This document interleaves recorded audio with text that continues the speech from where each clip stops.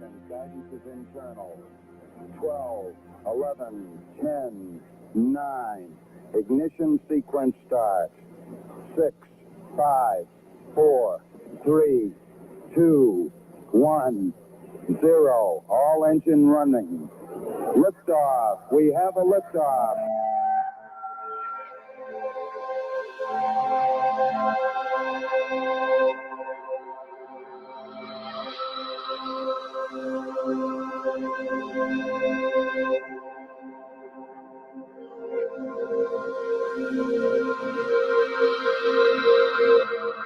You're listening to Goof on Radio with Rich Giordano.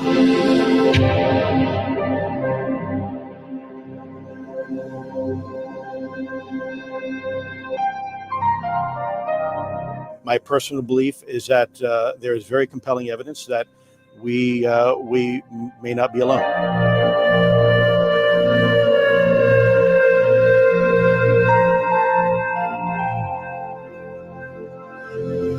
There has been and is an existing presence, an ET presence. It's not going to make a difference. It's not going to change reality.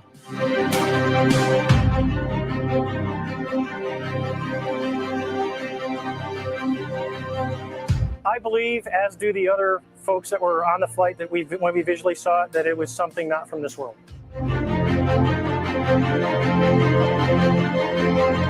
Goof on Radio.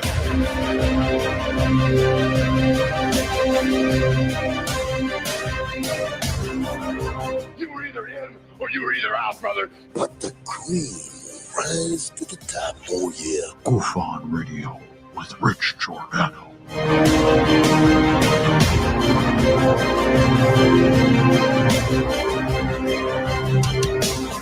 I occasionally think how quickly our differences worldwide would vanish if we were facing an alien threat from outside this world.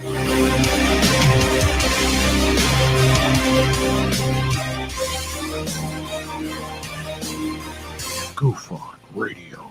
Remain seated, please. Permanecer sentados, por favor. You're listening to Goof on Radio with Rich Giordano.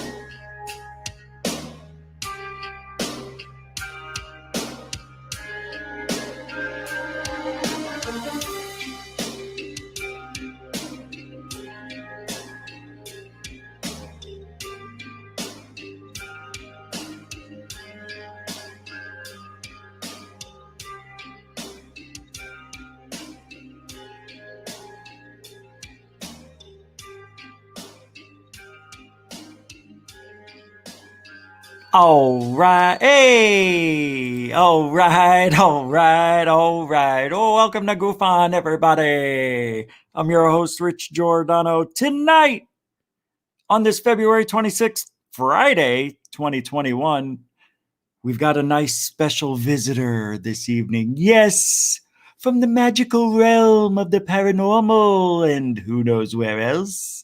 Yes, Michael Roser will be joining me this evening for a magical delight. Yes, oh yes, we've got lots of things to show you. But don't be afraid, my childrens. Michael will show us the way. He is here waiting in the wings. I will bring him on when it is ready. But I wanted to wish you all a hello. And welcome to the weekend, right? It's Friday. It is Friday. All right, how do I do that and not bring Michael in? How rude of me. Michael from Dark Hour Paranormal, welcome to the Goof On. Well, hello there, Rich. It's good Hello to see there. you. And under such magical circumstances. Ah, yes. As you can see by the decor, we will be talking about magical things this evening. Would you like? I was going to keep going. I'm sorry. Oh my God, somebody just said Magic Mike. No, it's not that type of show. You prick. That is awesome. Man, I'm so glad we decided. Well, I asked you to be here on very short notice and couldn't be here earlier in the week, but you're here now. And I hope that, what was I going to say? I hope. No, you're already here. The hope already happened. I hope you were going to be here and you're here. So welcome to Goof On. Now, we're going to talk about, I think, maybe correct me if I'm wrong, but we're going to talk about the paranormal and how it associates with magic. But you were telling me there's a history to it or something that you may want to start with or explain how it all intertwines. Well, it's, in approaching this subject, it's very important to understand what magic is. Now, we all understand and know that it's an illusion. But there are some people who believe what professional magicians do is actual magic. And there are many reasons for that as part of the perception, but it's sort of dangerous, when you get out there. And when I was doing this on the circuit, going through restaurants, trade shows, you name it, I was doing these things.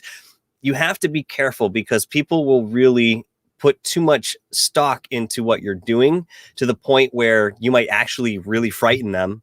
There are health implications to that. I've seen that, oddly enough. Wow. It challenges their belief system. So they're going to kind of tailspin in some respect, trying to put what they've seen into their belief system when in fact it was only entertainment that they were witnessing in the way of illusion. Now, when we talk about the paranormal, we talk about the investigation of such and perhaps some of the techniques that people have used to pull the wool over our eyes in respect to evidence and setting things up, television shows and so forth. But there's also another end that kind of merges the two worlds together, wherein there are people using certain techniques that actually do produce what we would call magical results. And we don't necessarily have explanation for that. But again, that can't be confused for actual illusion. Why? Where did I think this has always been with magic, though, like all the way back in 1800s? How far back does magic go? As far as I have researched, and it should be more versed, but this was many years ago that I was into this. A lot of this started for me with Harry Houdini and, some of his predecessors and proteges that came after that. Now, one of the things that Houdini would do is he would present these illusions, but he was very theatrical about them. And I think we got a lot of foundation in respect to David Blaine. What's his name? Chris Angel, and guys like that. I'm not going to include Lance Burton or Jeff McBride or David Copperfield. David Copperfield. Awesome. Why not? Well, I'm not going to include them in what perhaps like Chris Angel does or David Blaine, because these guys, the three that I mentioned there, Lance Burton, Jeff, and David Copperfield, all really had a strong hold on magic and really had their hand in inventing the way that is presented today. So even amongst the magic groups that I have frequented over the years, and we've talked about David Copperfield and giggles attack. No, I can't. Your picture behind me is tripping me out. Me too. Looks great, buddy. You have like 4 hands. I've got to change it. That's kind of magical. How'd you do that? I didn't know it would look like that, until I set it up. But I can't stop. Oh my God. Oh, that's hilarious. All right, let me go into the magic realm. Here we go. Stranger Things. All right, I apologize. That was awfully unprofessional of me, Michael. All right. Yeah, not at all, my friend. So as I was saying, I'm not going to lump those guys because they really innovated the field. And again, they created the entertainment and the fashion that we've seen it today. Again, that being said, there's a lot of different ways that we could look at this going on, look up anyway. So, there's a lot of things, look up anyway. Never mind. It's not working. Guys, it only works if he's looking. Jesus Christ. All right. So I'm sorry. I couldn't stop. It wouldn't have helped what's going on now. I'm just saying. At any rate. I'm so sorry. I didn't want to laugh. I can't stop. I'm so sorry.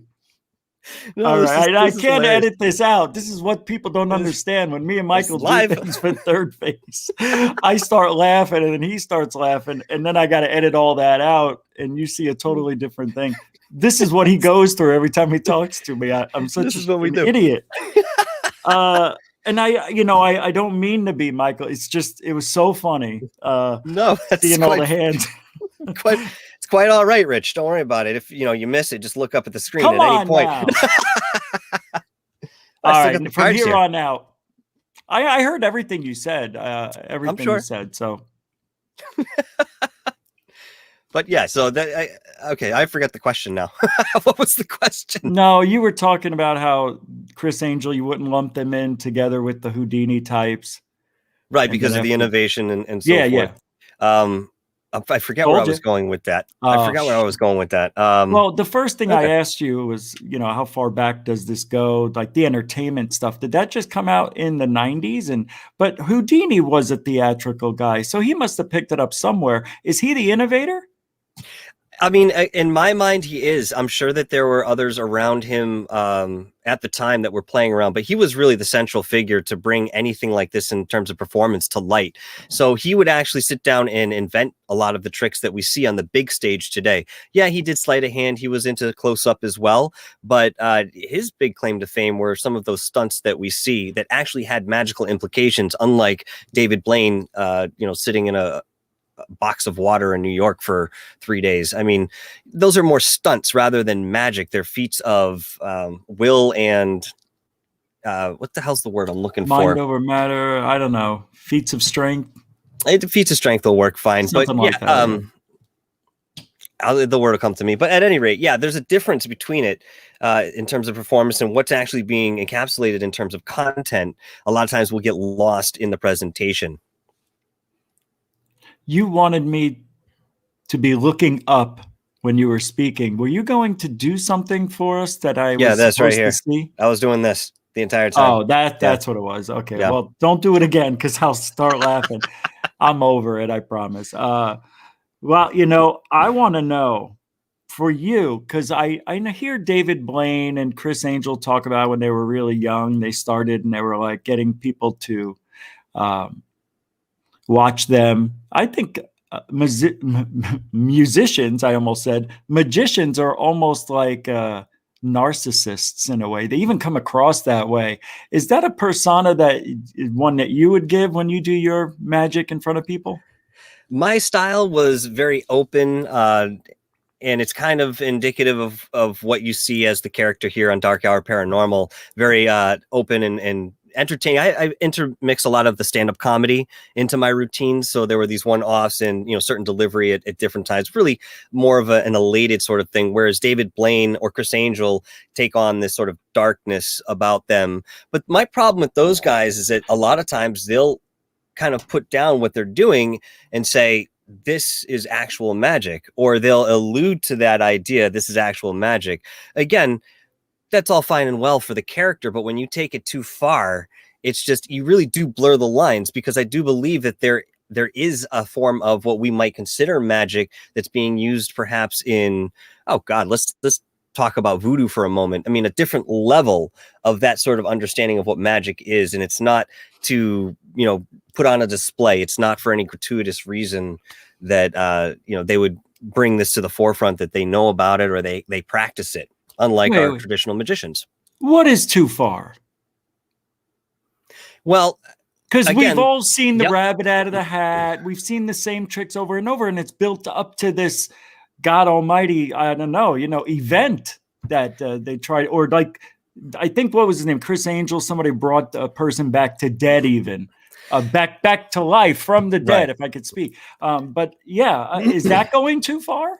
I mean, again, in the presentation of that particular act and the follow-up conversations that are had with the artist or the magician, it's not clear that we're doing an illusion. So again, if you want to have part of your character as, I believe in magic and I believe exactly what I'm doing and I have powers, then that's a character that you'll play. But again, it's a very nebulous field because people don't generally know what they're looking at. They're just there for the experience, and they put it all together after they walk away from the experience. Dynamo. Stuart Bodwell asked, and I know who Dynamo is. Is that who you mean? Is that guy dangerous? Because he delves into that mystical realm. Honestly, I don't know Dynamo, and Oh, maybe my God. maybe he's somebody who's on the circuit now. I mean, my experience went back the last let's see, I was a magician from 97 until probably 2007 or 8 when I stopped doing it professionally. Yeah. My God. So, but you would run into guys like David Blaine then, I'm assuming. Have you ever met Blaine? I personally haven't met Blaine, but I can give you a quick, very interesting anecdotal story. A friend of mine who I used to session with and grew up doing magic with. This guy, he had his idea for himself. He wanted to really befriend a lot of celebrities. I've known people like that. You kind of ride on coattails, but you're interested in knowing the person. So he ended up moving out to Hollywood sometime after he was out of high school. We were out of high school. But that being said, he went to a magic camp sometime in the late 90s where, you know, we like skateboarding or what is it? I can't remember. The Edgewood, I think, is the camp where you go there and you skate for a week. And, you know, that's basically what everybody does. You're just concentrating on skateboarding. Well, this is what this was, the magic camp. Cool. So he goes out for lunch one day and gets a hot dog or something. And he sits down at the picnic bench. He pulls out his cards and he's kind of playing around with some things. And this guy comes over and sits across from him also with a hot dog and starts talking to him. Young guy, and my friend says, "Oh, that's, you know, nice, whatever, blah blah blah." He's having this conversation, and the guy kind of looks at him and goes, "Well, you know what I'm going to do? I got this great idea. Here's what I'm going to do. I'll tell you what I'm going to do." And he goes, "Well, yeah, okay, what's that, man?" He goes, "Well, this is my idea. I'm going to go to New York, and I'm going to film myself doing magic on the streets, just close up stuff. I'm going to make this whole video, right? And I'm just going to sell it to Fox for $1 million." Okay, this was before he had obviously put out the special and so forth, so it might have been in the mid-90s. Can't remember exactly. Probably, but again, that being said, this is his proposal, and he just kind of throws it out there. My friend's like, "Yeah, okay, sure, buddy, whatever." You know, nobody knows who the hell this guy is. He's at the magic camp. You know, he's just a visitor. He's a patron. So lo and behold, a couple of years later, or for whatever the time was, this guy David Blaine did exactly what he said he was going to do. He went to New York, took photos and video of him doing these certain routines, and he didn't make $1 million on his first run on Fox, though. He made $6 million. Oh, you got to be kidding me! It was wonderful, though. I think it was called Street Magic, something like that. It was cool. What kind of person goes to a magic camp? Somebody who wants to learn about magic and be able to be in contact with people that you wouldn't normally have access to. I mean, it's sort of like the world of celebrities. You mentioned that there might be some sort of pomposity or narcissism within certain magicians. And yes, I've certainly found that there is a reservation there in respect to attitude from some of these guys, even amongst, you know, the circles of friends, wherein, you know, I'll give you an example. You go to a meetup with a bunch of magicians. Well, first of all, they're going to corner you because you've never been there before, and they're going to test you to see what you know. Once they figure out what level you're on, they're then going to burn you by giving you a trick that you have no idea how it's done, and then they're going to revel in the fact that they just burnt you. Like, that's the mentality. That's so silly. It sucks, but you kind of have to. It's like getting into a freestyle cipher as a hip hop artist. People immediately jump on you. You hold your own, and then next thing you know, you're part of that crew. So even for me, when I got into the magic, oh man, I was burned extensively, but I took it well because I was there to abandon that sort of belief and knowledge of how certain things are done, and just to be wowed by the magic effect, like we all do when we sit down and watch a magic show. That's what we want to do. It's a nice getaway, and to not know how it's done is mind-boggling. But I dabbled in a little bit of magic myself, and the tricks are so easy. It's like, how could they not know what I'm doing? It's so obvious to me. You know my favorite trick, Rich? Oh, sorry. Go ahead. Oh no, this is good. I don't know. All right, I'll give you an example. You've only done one magic trick for me, and that was that hand, like you just went like this. I thought the picture was back. Well, I must say that I'm not one for TV magic, and quite strongly against doing anything original on video wherein it can be reviewed, and then there's other angles, so what have you. There is an interesting trick that I swear this actually does get people. Okay, I don't have a piece of paper, but for the sake of what I'm going to do here, so I'll have a card, okay, and let's say this person picked the card and what have you. And now you guys are watching me straight on, so this is going to be incredibly obvious, and I kid you not when I tell you it's literally this simple. Okay, guys, watch this card. I'm going to make it disappear. The first thing I'm going to do is I'm going to crush it up like this. Did you guys see that episode of Grey's Anatomy last night? I swear, it's crazy. Oh, by the way, it's gone. I used to go out to malls and I'd ask for a dollar bill, from the prettiest girl. I say, hey, listen, we're going to see some magic. Yeah, sure. Can I borrow $1? Absolutely. Take the dollar bill. Misdirection. One quick slip of the eye that's over my shoulder. It's gone. And to them, when they come back, they still think I have it. There's a retention that's held. And so that's the expectation when I open my hand. And when that's gone, you don't know. That's great. Yeah, I know. It's so simple, dude. Simple, though, but that's amazing. Hey, thanks for Knowledge 888 for the $10 super chat.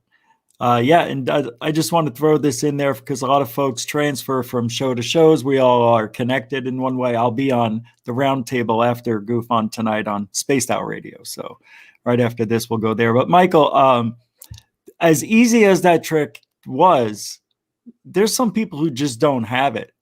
You ever run into those type of people that they just will never get it? Yeah. And you treat them with love and encouragement. But can somebody like that really, if they spent 30 years, maybe get it down? They've got to get it eventually, right? I guess it's a matter of patience. How quickly did you learn it? Well, to kind of address what you're asking there initially, it's one of those things that you have to have the execution right, and you have to be versed enough and confident enough in yourself that you can pull it off, because what you are doing is you are lying to people directly to their face. You are deceiving them, and you are telling them that you are going to deceive them. So they're watching, and you're all, very conscious of this sort of thing. For me, I pick things up pretty easily when it comes to anything dexterous or, with art. So once I had the interest in magic, I had a couple other people that sort of kind of gravitated towards me, and then we used to work with each other, and we all kind of came from different backgrounds. That's cool. So yeah, we would session and play and learn from each other, but again, never giving away the entire inventory of what we knew. Just kind of weird because we all were really good friends, Right. But so yeah, it's like jokes with comedians. Exactly. Yes. That's I guess perfect it's like way to that put in everything with artists. I guess it really is. It's an art. Probably music. Music, yes, but I think at the same time, people they digest these things a little bit differently. Wherein a joke, and you deal with. Well, how do I want to put this? You're sitting in an auditorium and you're listening to the joke, the way it's being delivered, the way that you're receiving it, and the result of that experience. Yeah. Where in music, you're sort of more removed, I think, as the musician. They're not talking directly to you. Maybe they'll make eye contact while they're playing a riff or something, but you're there for a different kind of experience. Okay. But yet nobody wants anybody biting their stuff. And I don't want to take this guy's riff. I'm not taking his punchline, and I'm not taking that guy's double lift. So, but that's funny how you guys are all friends. You have your own clique, and you still don't share the secrets. But I guess have you ever created I was thinking about this. How do they create magic tricks? That's got to be the hardest thing in the world. Honestly, it's just a matter of sitting down and playing and having a vision first. When I started doing this, that was the status quo. Like, you were kind of expected to create your own tricks. So there were many hours that I would spend learning sleight of hand and then trying to come up with different handlings or different outcomes to create something that was original. One of the tricks that I invented, which I still haven't seen replicated in the way of execution today even, is a bullet through a card trick. And essentially the idea is you have someone pick the card, they sign their name on the card, put it back into the pack, they shuffle it up, wherein you had that trick that everybody saw in 5th grade when the magician visited the auditorium. He throws the card at 6 to the ceiling. At this point, I'm throwing as high as I can, pulling out a small cap gun, popping it, and one card has a bullet hole in it, which burned, singed, and it's the one that they chose with the signature on the bottom. That's cool. That's the killer, because they held it in their hand a moment ago. They saw what they saw, and now there's a hole in it. So yeah, there was a lot of ingenuity when it came to creating tricks. And it's something that you don't see when you look at a magician. You think that he just practiced something and now he's presenting it. Most of the time we came up with that handling ourselves. So a question from Philip Blair in the chat wants to know, what do you think of Eric von Markovic, aka Mystery? Markovic, is it? Is that how you say it? Do you know who that is? Not a clue. I'm more of the old school guy. You talked to me about Daryl, talked to me about Divernon, sorry. I never heard of that guy, so I didn't know how relevant it was.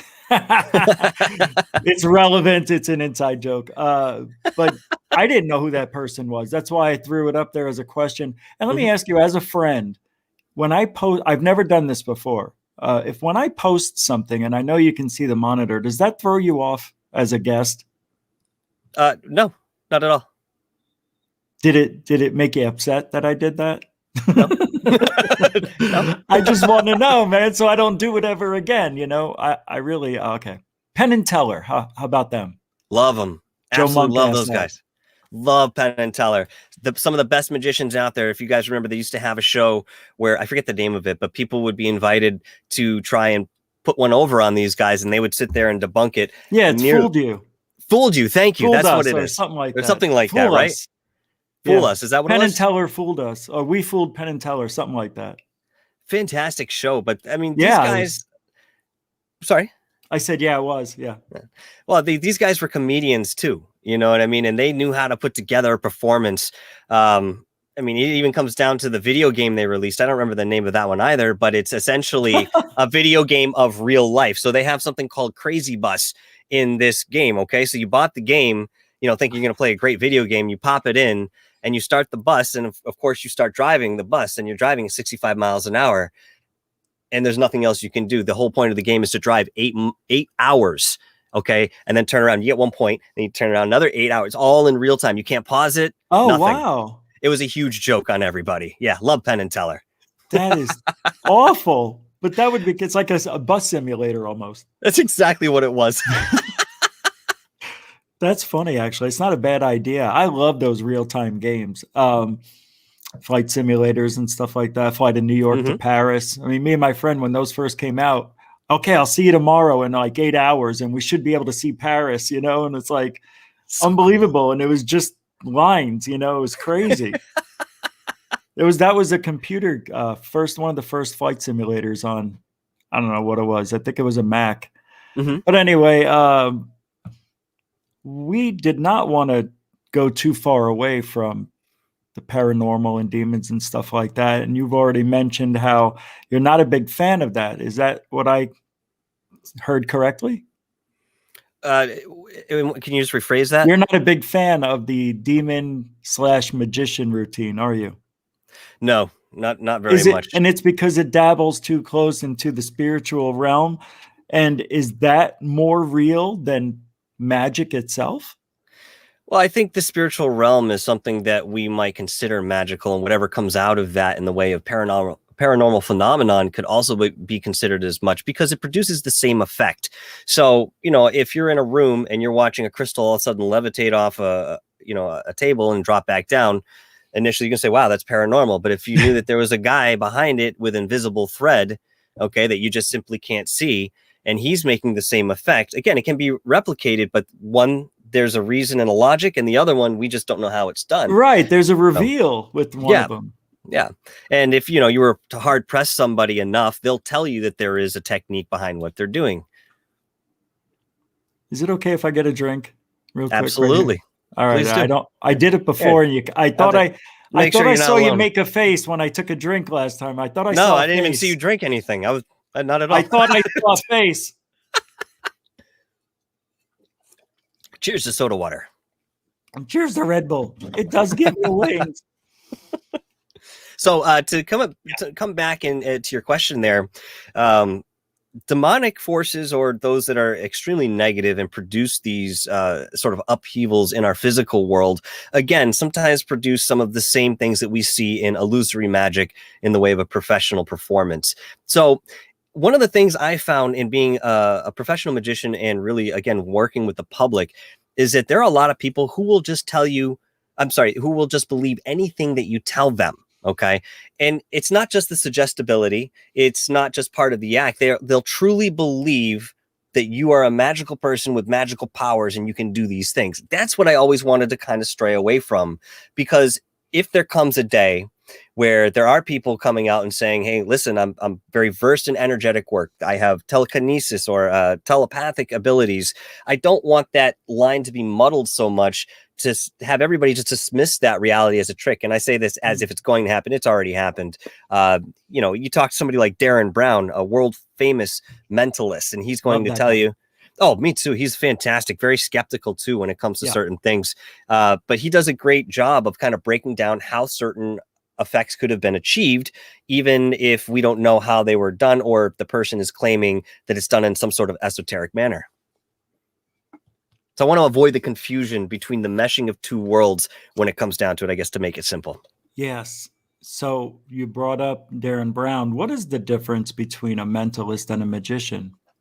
There isn't really much, because mentalism is they just seem one to think facet. so, though. They take it offensively if you call them a magician by accident. I'm a mentalist. You know? Why? That's the same reason that the punk rockers over here, the punk rockers and the hip hop guys are over there, they all make music, but they kind of sit in their own niche, if you will. And mentalism is always sort of been a little bit removed from magic. And I'm not really sure why. I think it might just be because you're not going up there with any sort of props and not producing anything physically. You're going through a whole mental game. It's a different approach. But other than that, I don't see really any difference between the two modalities. So who would you look up to then? You said you looked up to Houdini, but anybody of recent times that you would say we should take a look at? I love Divernon. He is probably... Yep. Do you know Never Divernon? heard of it. Never heard of him. He's an old guy. He's an old cat. He's not with us anymore, unfortunately, but he's responsible for the majority. Yeah, he's passed. Oh, that's the joke. Okay. The magic. Divernon. Okay. Divernon. Yeah, he came up with all the close-up effects that we have today in terms of card handling, mostly. He was just fantastic. Daryl the magician, he's another great guy. And if you want to look up somebody who likes to incorporate the comedy aspect, I would look no further than Jay Sankey. He is fantastic, been around for a long time. Wow. Okay, thanks. Yeah, because maybe there's people here who would like to be entertained as I do. I love magic. Love it. No, I wasn't really good at it though, I don't know why. I was all thumbs. What you know about a thumb? What you know about a thumb? Are you okay? This is one of the most deceptive pieces of equipment you can put in your. Listen, I know it's just a joke. Most people will say, "Oh no, you get you put it on your hand. You're doing this. You can see it a little bit more readily with the lighting here. But if you're doing something quick, sorry, am I better now? Yeah, no, you're all choppy. Oh no. Okay. All right. Hopefully that comes back to turn green again. Freaking internet. Yeah, you know how the internet is. No, but I don't know. It could be StreamYard for all I know. But I'm fine. Oh, okay. Oh, there you are. You're back. As long as I'm fine. Hey, you were going to say that? Were you going to say? I was going to say something. I don't know what I was going to say. I know what I was going to say. You're allowed to say it. You're allowed to say it to me. Like these. Yeah, buddy. You can just throw them. What are they? Oh, I got it. I got the ball, and you throw it here. Oh, I got it over here. Oh, I got it over here. So stupid, right? It's that simple. Oh, I love it. It really is. I remember I was telling Rich before the show, when that effect came out, I sold it at the magic store that I was a part of, and they called it UFO. That was the name of the effect. Oh, it was called crazy. UFO. Yeah. By the way, third phase of Moon's here, and they said, can't wait to see the magic. Well, you just did. That was the show. That was the magic. The magic tonight is Michael Roser from DarkHour Paranormal sitting in tonight, talking about. We're going to get into it. We just had a little bit of let's get to know you now.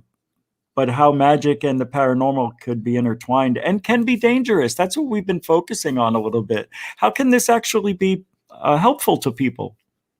Is there such a thing?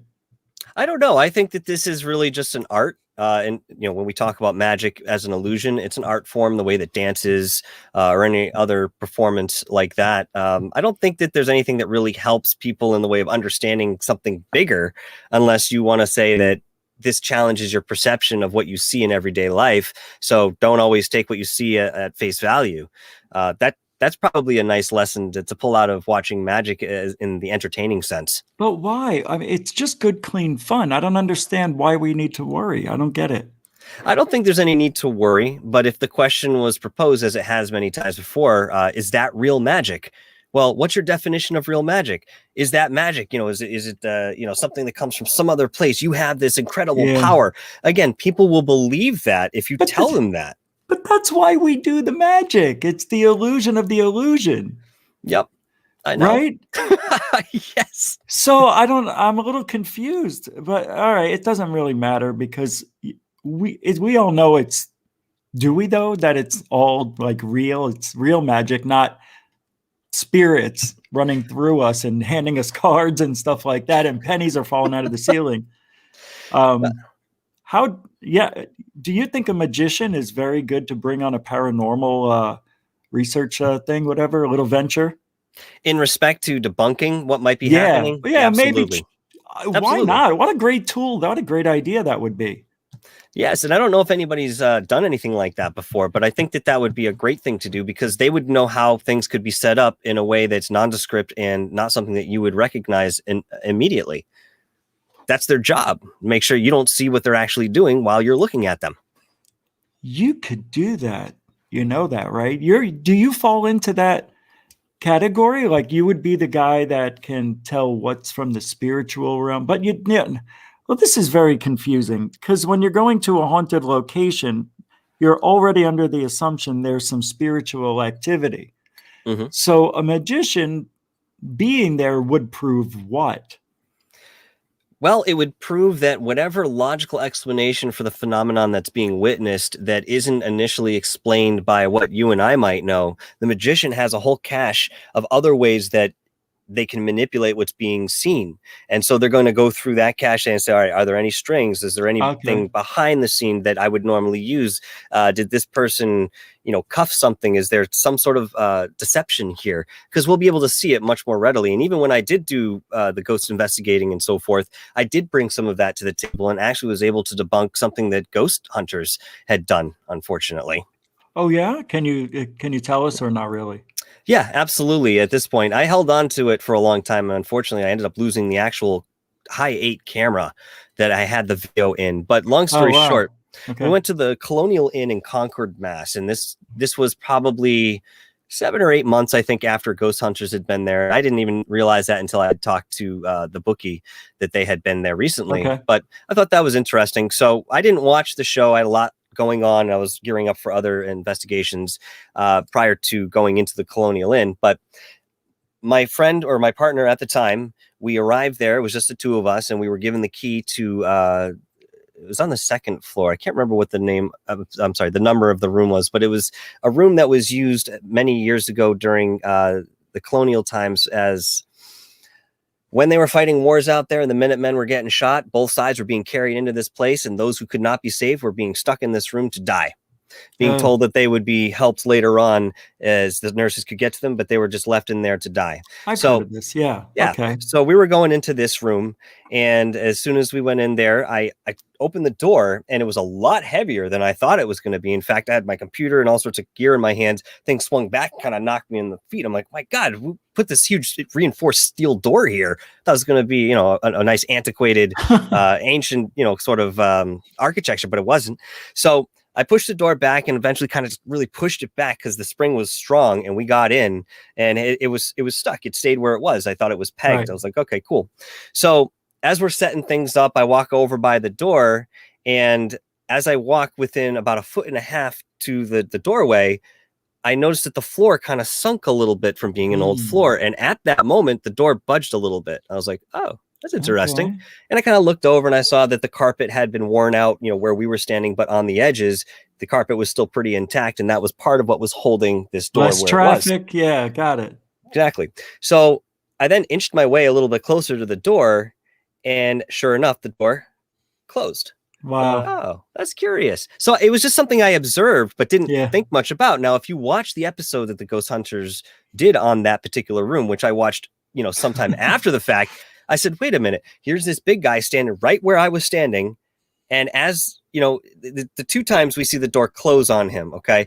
And he's positioned exactly that if he just shifts his weight, that floor will sink and that door will release. That's end of story, That's exactly the type of stuff that I think a magician would be able to figure out.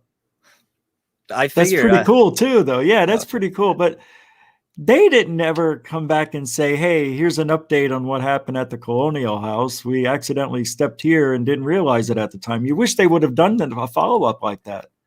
But You know, if no, they wouldn't have. And you know what? I'm not going to sit here and accuse anybody of anything. But if you did hoax it, if they did, then they certainly aren't going to highlight that later on, saying, you know, what happened and try to kind of get out of it that way.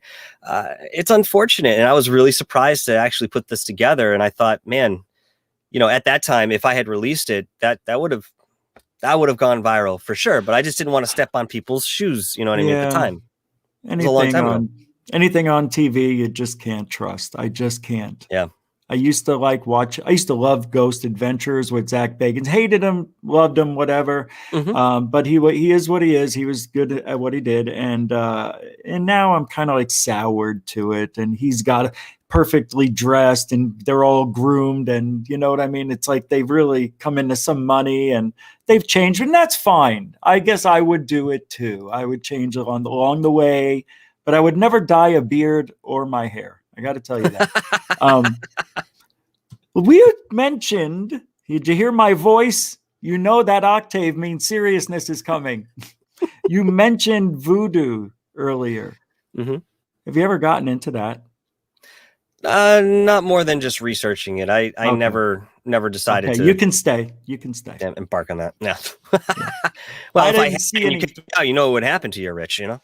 Yeah, well, I thought I saw a Goofon doll fly by before. I mean, no, it's just ET. It's just ET. Don't worry about him. Hey, okay.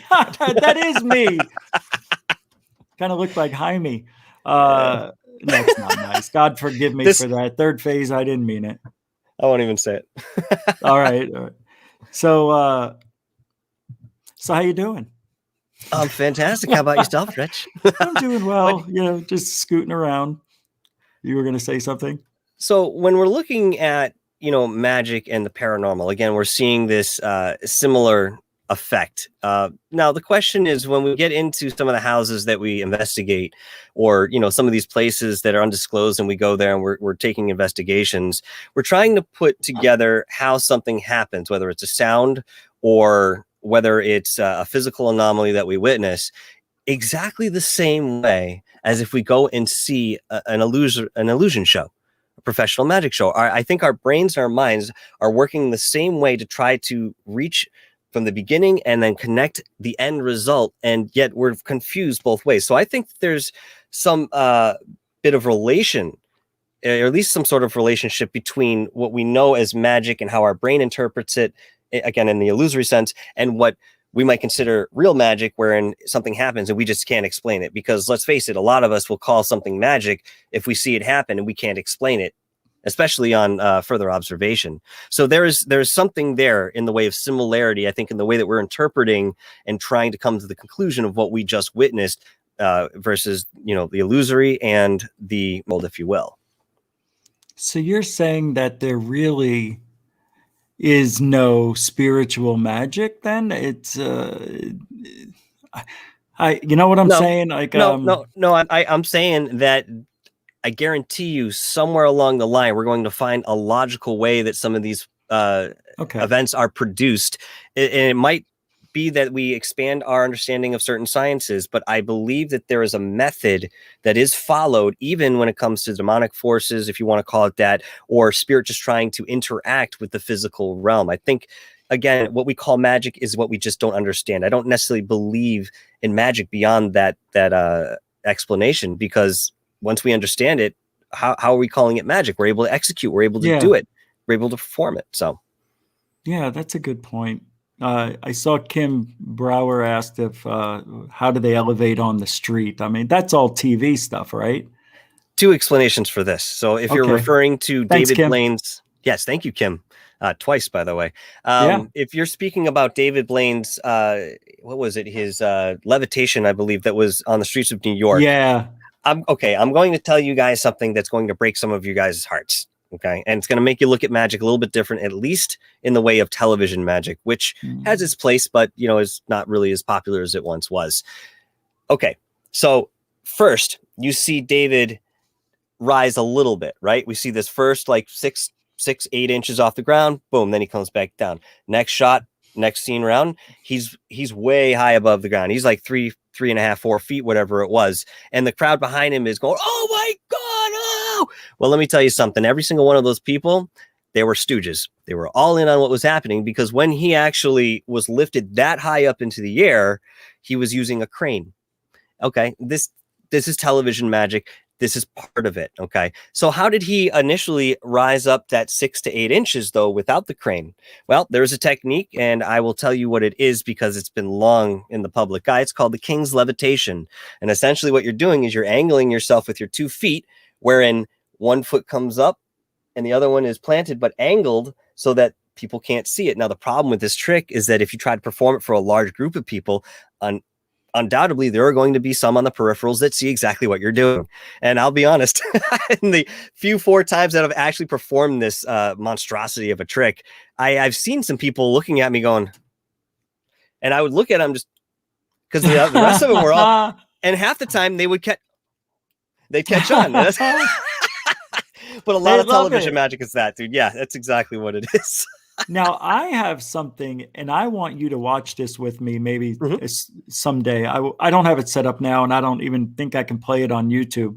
But that trick, he does something on 3 different times he does it, where he just lifts himself up. And some people say that he was just raising his foot up off the arch, and elongating the other one. It's heel toe. Now, but every single time, I think it's a contraption, because he grabs his side and it looks like he's adjusting something. I'm laughing because there are so many ways to do this trick. I think that he did use something like that at another point, because by that time when we realized, I've seen it, yeah.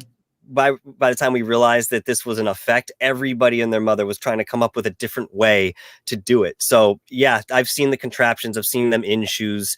I've seen, again, it's very angly still. You have to be very careful, but yeah, I've seen that as well. Yep. You're not wrong on that, Rich. I don't like being fooled. Yeah, you do. That's why you watch magic. But that's the thing. It. That's the thing. You agree to be, completely deceived when you sit down to a magic show. But the thing is that you usually have the consensus. You know that that's what you're going to do. I'm going to see something that, it's not really what I'm seeing, but it's highly entertaining. So I'm going to enjoy it for what it is. Right. But when you sit down in front of the paranormal, this stuff just happens around you. There is no control. There's no consent to having that experience of not being able to explain stuff. So it's not usually as entertaining as watching a magic show. So, oh boy, I tell you, I wanted to get into the demon part of it more, and I don't know which way to go with it. But was there something you were going to explain, something else about it?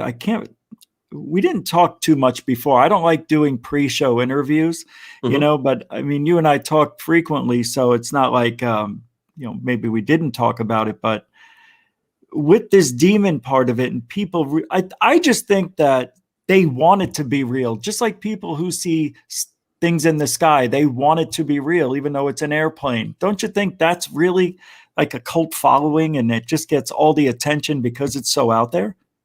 I think there's that aspect. Absolutely. I think that a lot of people do ride on that particular carpet. Yeah, choice of words. Yeah. It's something to think about, but again, there is such a dividing line. Like, how could you sit down with somebody to do a ritual? Okay. Whether it's pagan, Wiccan, or what have you, wherein you're opening up a circle and you're calling in certain energies, which, even if you're not sensitive, sometimes you can feel these things show up because it's just within that sphere of energy that you're creating while being with somebody else with that intention. Yep. How do you divide that experience from, a magic show by Lance Burton or David Copperfield flying over the audience and through hoops? Like, there is a dividing line, and for some people, they don't realize that there is that dividing line, and they're going to join the two together in terms of what they believe. And that's where I think it's a little dangerous in doing this, because they may try to approach this ritual or something the way that Lance Burton is doing magic, and it's going to be a lot more difficult from out of that than go into it. Do you think it's dangerous for children too? I guess it would be, right? Well, if you were looking at, the more energetic work, yeah, of That's course. a weird there's question. that. Yeah, that didn't come out the way I wanted it to, really. Just an odd thing to ask. Children, well, they're people too. I guess it would affect them the same. But as much as kids love magic, I absolutely hate doing magic for kids because most of the time they're not it's not that they're not appreciative. Yes, they are. That's what it is. It's that they already in their minds have such an imagination that if you show something to somebody and you put it in your hand and poof, it's gone. They're like, oh, cool. What's on TV? Because it's so commonplace for them to see shit they can't explain. So yeah, it's more fun to actually sit down with an adult who has their own convictions, are solidly placed where they sit in the world of reality, and then blow their minds out the back of their skulls. It's so much fun, and people love having that experience as well. Oddly enough. And where I see this a lot with kids, and it's funny because you could almost draw a line on the age groups where they start having their belief system changed to I don't believe, or they get, well, maybe it's not real, to no, it's not. Like I used to play Santa Claus to a big family, and they would hire me to do it. And every year I'd go over there, and the kids, as they got older, they were like, you're not real, right? You're not real. And then there's a little girl looking at, oh, Santa. And then you got the older kid who's like 11 going, stupid Santa. It's like, I'm like, but just 3 years ago, you loved me, man. It's like, what's wrong with you now? Santa ain't real. But that's how it is with everything. I guess you get soured by, when you find out something isn't really magic, I guess. But some people never get to that, and they say that childlike mentality their whole lives. I see it in ufology. We see it in everything. So funny. I think magicians are really good at ufology. I've known a couple. You're not the only one. It's really strange. I meet magicians frequently, and it's like, that's interesting. Maybe because they got into UFOs, wondering if this is the greatest illusion of all. A lot of them do think that initially. Yes, there are people, magicians, who are actively researching some of these things that we see, in ufology or the paranormal, with the absolute intent to just debunk this and say, I know how this is done. Yeah, and a lot of them are in the field. It's really cool. A lot of people don't ever talk about that. Look at Goofon doing it again, talking about something that should be talked about. Stupid. But that's why I loved when people burned me. I loved it when magicians burned me, and they'd get so mad at me because I wouldn't give them the reaction that they wanted. Because being a magician, you're over there, doing these tricks, working with them, playing with sleights so often that when you do it, it's very natural, but you know exactly what's happening. And when you see somebody do that trick, you know what they're doing. The magic is lost. You already know how they got from point A to point B. But when they show me something that completely blew my mind away, I was so thankful. I was, oh, wow, thanks, guys. That's awesome. I don't know how you did it. I don't want to know. Because that kept the magic alive for me. Yeah. That's cool. You appreciate that. You respect the trick. I love it. I think that's how when I see people doing CGI videos, I'm like, hey, that looked pretty good. You got to give them a lot of respect for that UFO. That looked good. Well, what do you think, Rich, in respect to magic and the paranormal? Do you think that there's a connection in the way that we might be drawing tonight? Do you think that there are any implications in learning about the illusory form versus trying to implement that in some way into the paranormal world? What are your thoughts on that? Maybe I should ask the Ouija board instead. No. Hey, man. I know, right? I don't know. Did you say conjuring up? I think you said conjure. Are we conjuring up? I don't know what I said. Yeah. Well, I think it was something to that nature. That's what I heard. Maybe we are. Maybe we're creating something tonight that will bring us some magic. Do you have any magic you can show us? Any simple tricks? Again, it's not. I really don't do stuff over the camera just because there's too much to it, but I can do this. I can show you. We never talked about this, so I apologize if I put you on the spot. Didn't mean to, but just how do I not ask a magician if he's got a trick?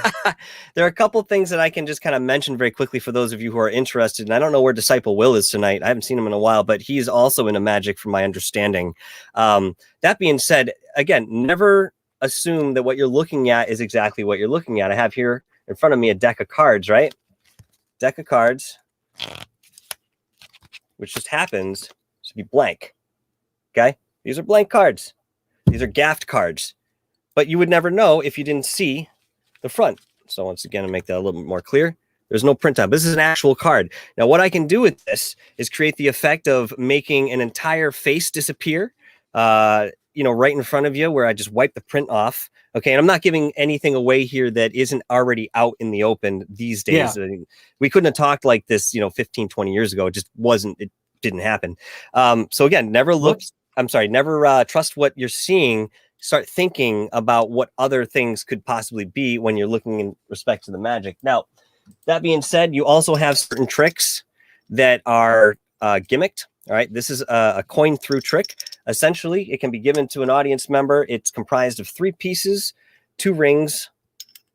Okay, this made of brass and a solid metal anchor in the middle. Now, the effect of this trick, which is essentially self-working as long as you can turn the thing over the way you need to, each quarter will pass through. Now, people love the tricks that they can see repeated and still cannot follow. This one you can do 3 or 4 times all the way through, and they can still hold on to it. So again, it's either sleight of hand, there's a presentation behind it like a television magic, or you're looking at a gimmick. Now, my favorite has always been sleight of hand, and for that, I've always carried with me this little purse, which contains various coins of different denominations. I have a nice few silver dollars, and you do certain coins across routines. I mean, again, my favorite was the sleight of hand that you would get into, and there's a lot of practice that goes into that. There's a lot of discipline, but when you can execute something like this, it's absolutely fantastic. And never ever underestimate the power of a plastic thumb, because as long as you can stuff it in here, you can hide it and it's gone. Let's see if I have an example. Well, this is a very short example, and again, I'm making short work of this trick without the presentation in patter. But you have this little sponge ball here, very small one. I have a much larger one, but maybe another show. So again, this is, if you guys aren't familiar, I'm going to do this very quickly if you're interested in magic. So you start the trick off. You're going to show the people this. Here you have the thumb on. Again, you're going to see it more readily in this light because my lighting sucks overall. I'm working on it. And so, you can take this there and you can pass it around. Next thing you know, you're going to say, well, I'm going to put this in my, I'm a little sweaty here. I'm going to put this in my hand. And in doing that, you pop it in and everybody sees it go. You push it in like that. It's gone. Now, at that moment, people are looking generally where they think the ball is going to be, and they see that it's not there. You wiggle it around. Okay, well, let's make it come back. Just kind of one of these deals. And if you actually get the thing out, like I actually squished it real far in there, but this works much better with a quarter. At any rate, wow. There you go. The illusion is set, and you can come away clean. But when you have to do that, unlike sleight of hand, you're left dirty. So you still have this that you have to ditch before somebody shakes your hand and says, thank you. It was a fantastic trick. So. Or learn it with the left hand. Yeah, or learn it with the left hand. Some people have done double thumbs. Yeah, go ahead. I was just going to ask you, is there such a thing as right-handed magicians and left-handed magicians? Absolutely. Really? The way that you hold the cards. Let's see if I can do this. Yeah, I'll give you full screen. I didn't know if you could hear me when I did that to give you the full screen. So I'll give you full, and I'm here though. Okay. So essentially, and again, this is probably going to be something familiar to some of you, but when you hold the cards, usually it's in your left hand if you're right, and it's going to be in the right hand if you're lefty. And I've seen people work this the same way. One of the interesting things we used to do were these things called intricate card cuts. We actually became very artful with some of these, and I'm a little out of practice. But that being said, you can display the cards in many different ways to kind of give the illusion that you are a little bit more powerful than you actually are. Something as simple as, all right, I'm going to actually mute this so it doesn't blow your eardrum.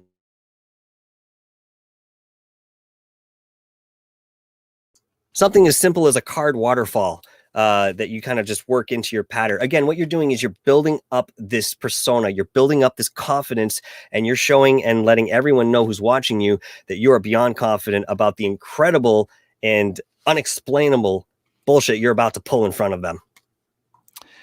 That's amazing and so simple, yet that takes years to master what you just did there with the waterfall. Hey, what about dark magic? Lee Bodge asked a few minutes ago. Thanks for the $1.99 super chat question, Lee. Dark magic? I assume he's talking about in the esoteric sense. Is that what you mean? I would think so. Yeah. Wouldn't you? You know what? It really comes down to this. Those who are actually practicing those sort of modes of what we might consider real magic or spiritual practices, most of them are not coming out as this huge guru, powerful, standing behind, this is my identity. They're already so far into what they're doing. There's no need to be acknowledged or have any sort of approval from outside parties. Wherein the magician, the illusory magician, that's exactly what he's looking to do. He's looking to make a business out of it. He's looking to make an entertainment, spectacle. So, yeah, I mean, these people that actually can do some of these things that you and I might call magic, wherein they're moving an object, through telekinesis or something like that. It happens, but you'd have to find them, and you'd have to normally gain the trust of that person. And then in showing you, it's not for the display of, hey, I can do it. It's for the display of, this is hopefully to encourage you on your development in spirituality. Don't you? Wow. See, this is the part of the field that I'm not really into and know very little about, is the spirituality part, the mystical, the magical things that you talk about, that I sit there and I understand what everybody's saying, but I really don't delve into it enough to really I don't think I believe it. That's the problem with me. And when people say you just got to change your vibration and you'll be able to make contact, no, never happened to me, never happened ever. And I'm a meditator. So how do you think that, is that dangerous to be me, to think that way? Am I not doing something I should be doing? And should I be so skeptical? Yeah, absolutely be that skeptical. I encourage anyone to have that sort of healthy skepticism.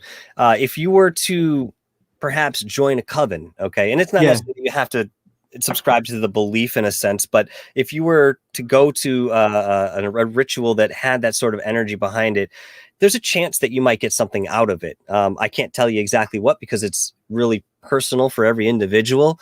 But if you were to continue to research this, as you open those doors, other doors kind of present themselves to you that will lead you to whatever vision you have in your mind. Whether there's a predisposition to the result, that's really up to the person. But normally, most times I've found that predisposition isn't met. You know what I mean? So, thanks. I tried to mute it. He always makes the cameo. We got to give it up. Anyway, perfect. So yeah, if that predisposition is just an expectation, most of the time it's not met. It's actually blown out of the water. Listen, it only takes one experience that really affects you deeply to make you change the way that you think and perhaps affect your entire paradigm. And we see that all over ufology and the paranormal investigations and so forth. My paradigm changed when I saw my dog's bowl that I kept his treats in move about 6 inches. It really freaked me out. It really, and when I heard an EVP for the first time, that gave me chills. I couldn't stop listening to it. It's just like, wow. See, now, have you been on Investigations? Or yeah. So you feel these spirits for sure then, right? I wish I didn't. Why do you say that?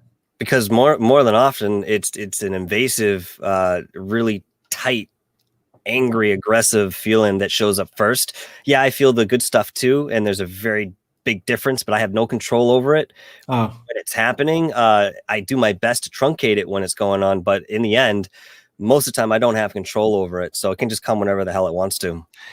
When we delve into this, because I delved into the Ouija board phenomena, and you and I, we talked about it, but not a lot. But you're aware of what's happened and stuff like that, right? Yeah. So this world must be filled with such energies we don't understand that are whirlwinding all around. And maybe by me doing what I did and doing the Ouija board so much, did I send up a beacon? I mean, do you believe in this stuff, man? Do you believe that I put a beacon up and maybe many demons came in, attacked me spiritually? When you walk into a room with 20 dogs in it, okay? Yeah. And you're just walking in, and some might kind of peek at you, whatever. They're not paying attention. If you pull out a sack of red meat and say, guys, come here, every single one of them is going to flock to you. You'll have all that attention. I understand. Yeah, that's kind of my answer for that. That's sort of the way that I look at it. You do put a beacon out. You make yourself available. Let me put it that way. You give the consent to say, hey, I'm here. You want to come? I'm the one. Come on over. And you don't know who you're inviting. I don't know, man. It's just really it should happen more frequently than it does then, I would imagine, because there's a lot of people who are doing things even without even trying that should be a beacon. Like their energy should attract what's out there. It shouldn't be that you have to call to them and do a seance and light candles and all that, right? I mean, can it just appear just absolutely. because? Oh, certainly. In fact, the majority of times. Yeah. What? Sorry? And why would they? Why That's a would good they question. come to you? Yeah. I think because the interpretation of time is much different between our perception and whatever they're existing on in terms of reality. Just like when I used to go and do the ghost investigating stuff, I would be there. Hey, who's here? What's going on? Can you come talk to me? And I'd get nothing. And I'd leave. And 2 days later, something would show up in my home. Be like, hey, I'm here. I can talk now. And I'm all the hair standing straight up on me like this. I'm trying to cook some mac and cheese. You know, I'm like, dude, I'm trying to eat dinner. And I got to go to work in 15 minutes. You know, they come on the time that they want to. So I forget the initial part of that question, though. Why would they come to us if we were just being ourselves? You know, if I wasn't doing with the ritual and stuff. Okay, so some of us, for whatever reason that I can only speculate on, we're more open than perhaps the guy next door. I don't know why that is. It means that we can feel. It means that we can feel what we might consider subtle energies, or when something in the environment around us shifts on a very subtle level. A lot of times we attribute it to electronics or something more energetic. I mean, again, those are really speculation and trying to explain what we experience. But I'll give you an example. Okay. Wait. Hold on. Yep. Hold on to that example. So you're saying it could be environmental, but it's not because of your genetic makeup? Because some people are more. Yeah. I don't know the reason. I mean, I think that there's various factors as to why people are more sensitive. Perhaps it's the leg of a journey they've gone on before they come into this incarnation, where they've learned and sat in silence and cultivated some of these abilities. Now here in life, they have them. Whether they're supposed to be using them for their path or not is, yet to be determined. But then there are others who find that they are a little sensitive, or that they can hear something that somebody else doesn't hear, and they decide to cultivate that as they go on in life, and that becomes stronger and stronger, and eventually becoming full blown, where I see you and you see me, they can see spirit the same exact way. It's that clear. What were you about to say too, and I cut you off? It's a good question. I was going to give you an example. Mm-hmm. So for myself, many times, 99% of the times, I'm not paying attention and something will come in and then I have to deal with it at that point. It's not that I'm calling it to me. It's not that I'm sitting down expecting it to happen. It just happens. Now, that being said, if I think of certain thoughts, or some nights then it's real late and I'm researching certain topics, that will attract something too. And sometimes actually stop my research because it gets to be too much. I have to put it down. That happens quite often, believe it or not. But I'll give you an example. When I was with Alondra Markman on the recent show, he was a Montauk Project survivor. We had a great conversation. Before the interview, I felt 3 figures standing in my space. I can't say that it was in my room, but there were 3 familiar energies that were here. And in my mind's eye, I could literally just see this outline. It wasn't even in the shape of a person. It was just this outline of what looked like energy. And I could just feel that it's there. I'm acknowledging it, right? So I took note of that. I thought, wow, that's interesting. And didn't, for whatever reason, put these things together initially. Got into the interview. And as soon as I got into that interview, probably within the first 10 minutes, the air just went right like this. And my whole body just went down like I had taken a tranquilizer or something. Yeah. And it was completely automatic. There was no consciousness behind this. And I realized at that point that one of those energies was here, the other one was standing behind me, and the other one was on my left. And they were all here for this interview. And I realized very quickly, and yes, okay, anybody can say what they want to, but this is my experience. Yeah. It was Preston Nichols, Duncan Cameron, and Al Balick. Now, why this makes sense too in the way that they were placed is that Preston Nichols was always the loudest voice, and he, for whatever reason, he's always on my right. He's always the loudest voice when it came to talking about that project. Duncan was very quiet. He was only really opening his mouth if he was questioned. So he was lots, drawn back. And Al Balick kind of sat between the two of them, and that's why he was on my left. Now, it's a great conviction for me to say, okay, I felt this energy and I know who it was. Well, it wasn't the first time I felt this energy. Yeah. And the last time I had real confirmation that it was who it was. So when it came back and actually anchored in during the interview, I recognized it. Now, beyond that, that's it. It was experiential. And they were with me for probably 2 or 3 hours through the interview and afterwards, to where they kind of receded a bit, I guess is the way I could call it. I didn't feel them as much. But yeah, I don't know why some people feel these things more readily than others. Again, we can all talk about the reasons we might think, but we don't really know. It's crazy, man. It's just such a strange field we're in, where there's so much going on with, and I guess you might disagree. Maybe other people do. Maybe I don't even agree with what I'm going to say, but there's not that much evidence. But people say, well, what we feel is evidence. Yeah, I get it. I felt stuff. Mm-hmm. It's hard. We can't put it down on paper. All we can do is just record it and remember it. That's a shame too, because, there's a lot of stuff we don't understand and it's hard to duplicate it, but it seems like we all feel the same energy. So it must be real. That's what blows me away. I would agree with that in many ways. I mean, think of a broken heart. Okay. If you ever had your heart broken, your entire chest clenches up and damn, does it feel like something's broken inside there. Physically, it feels like something's going on, but we know that there isn't. It's not like you break your leg and you bring yourself to the doctor, say, I broke my leg. So, oh yeah, let me see. I don't believe you. Oh yeah, that's broken. You bring yourself to the doctor. I got a broken heart. Okay, buddy. But he might be able to relate to that. You just can't physically see it. So there's an emotional happening here somewhere that we aren't able to measure yet, I think. And in the future with certain technologies, I think that those kind of measurements will be possible. We might be able to quantify what we consider love at some point. It's possible. When did you have your first experience, supernatural or paranormally? And what was it? And who was with you? No. I'd say just kidding. Well, Ma was in the kitchen making meatballs, and well, I think there's a lot of different experiences I had when I was younger, but one that really sticks out for me as one of the first. Okay, because I might remember something tomorrow and say, oh yeah, I forgot that I had that interaction in the garden as a kid. Yeah, one of the first. I was at a family party. I was probably 10, 11 years old. I don't think I was much older than that. And we had a bunch of extended family over. And for whatever reason, some of our extended family, you'd get to know them a little bit better every time you saw them. That's just how it went.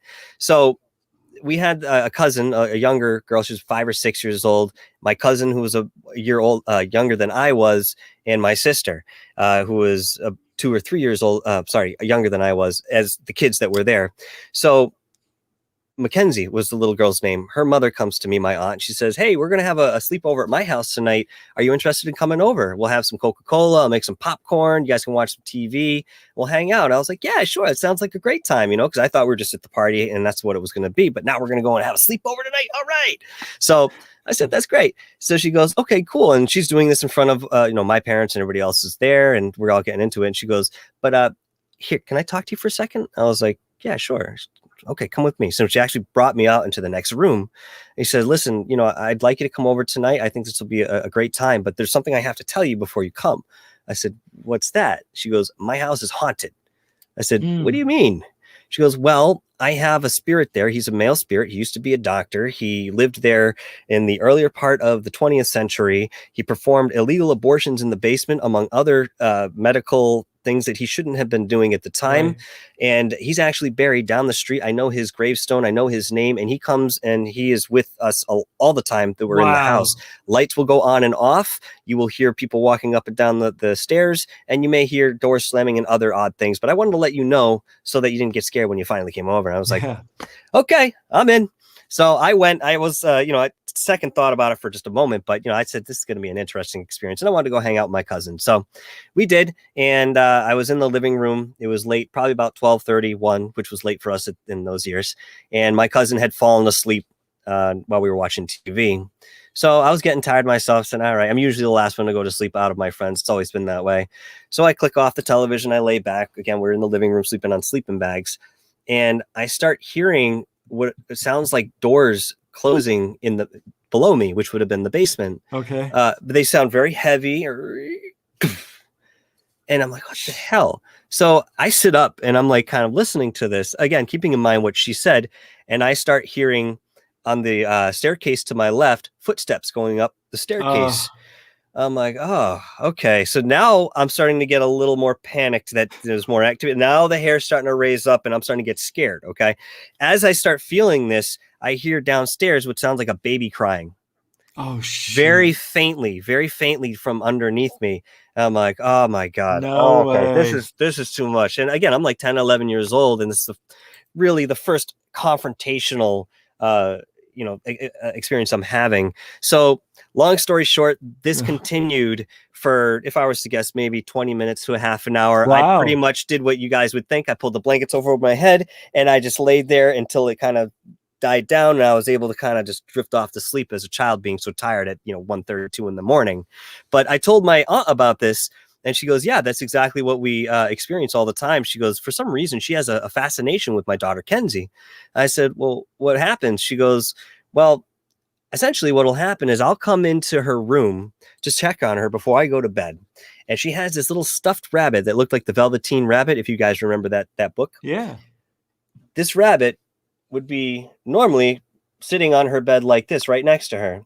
But the way that my aunt described it is that the rabbit would be like this, okay, on this weird angle, just being suspended at this strange angle. So as time went on and, I started talking to her a little bit more about her ghostly inhabitant, there did come a point where he crossed the line, and this particular entity took such an interest that he was actually, when she would walk in the room, not only would that rabbit be there like this, she would witness the covers being slowly drawn off of her daughter as she slept.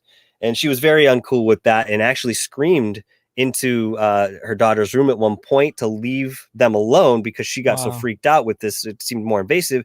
She said at the time that she did that, as the rabbit was sitting there, when she yelled, the thing just dropped to the floor. Whoa. So yeah, there's a lot of that occurred in that house, and unfortunately, she doesn't live there any longer. In fact, I haven't talked to her in many years to find out what happened. But she did eventually move out of the house, and as far as I know, that particular entity was attached to the property and was still there when they left. That's crazy. Wow. Yeah. Stephen Tuminelli with a $5 super chat. Thank you very much. Mucho generoso. For everybody, generosos. Thank you very much. Thank you. There it is. Michael, that's just bizarre. Have you ever seen anything like that would move in front of you? Not like that. No, I've seen things that kind of moved on their own, but for very short distances in the appropriate settings. Nothing off the cuff like that, wherein it's persistent in the way of activity. I don't know if you remember this, and I meant to ask earlier. It just came back to me with the faking that happened with ghost hunters. Do you remember an episode where they were walking? I think it was an old prison, and the cameraman's bag lifted up and hit him in the face. I do, actually. Yeah, I do remember that. And I mean, it looked like it really happened. I think it did. Even the guy, there was a mark on his face where it hit him. You could see the infrared and how hard it hit him. And he said it felt like something came up underneath him, ran through his feet and went through his body and all the way out through his head. But it lifted. You could see the camera bag just lifting. That's got to be real, man. I mean, if I saw a bowl move a few inches, I'm sure that's real as well, especially with that kind of environment. Do you think that was faked? I don't know about that particular incident, but I do lend a lot of believability to it for the exact reasons that you just mentioned. I mean, I talked to Laura Lee Potvin on my show a couple shows back, and during her experience with something very negative that had invaded their home and their lives, this thing threw her husband 15 feet backwards. See, that's what I got to have happen. I got to see it or feel that stuff happen. That's crazy. That's what I said. I mean, I think that what happens too, and again, this is just my thoughts on this, these particular entities that want to affect you on a physical level this way, they have to actually enter your energetic field. So that's why it feels like they come into you, because they're actually in your energetic field, manipulating it from your perception. But then that means that there's this alternate universe that we don't understand. Possibly we call it the afterlife. What if it's just aliens?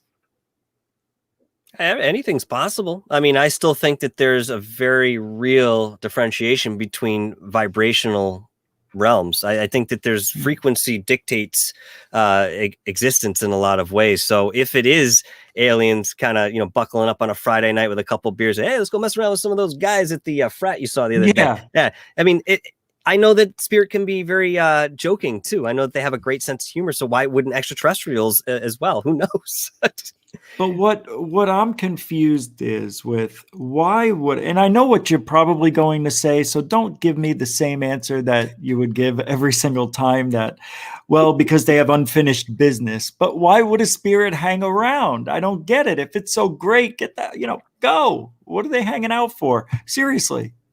The simple answer is because that's what they feel like doing. And No. they have every choice whether they want to move forward or stick around. Why not? I mean, we do now. I can stay in this room and do the show, or I can go outside and freeze. But wouldn't they miss their opportunity to have gone? Is that doorway always open for them to leave? And what are they that they have a decision they could make? Is it me?